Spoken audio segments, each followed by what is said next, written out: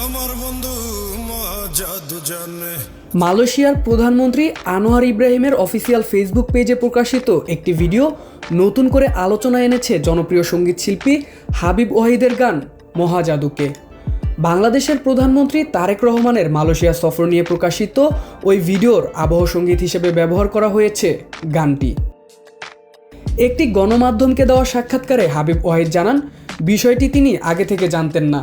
সকালে ঘুম থেকে উঠে মোবাইলে পাঠানো একটি লিঙ্কে ক্লিক করেই প্রথমে ভিডিওটি দেখেন, এরপরই তিনি অবাক হয়ে যান।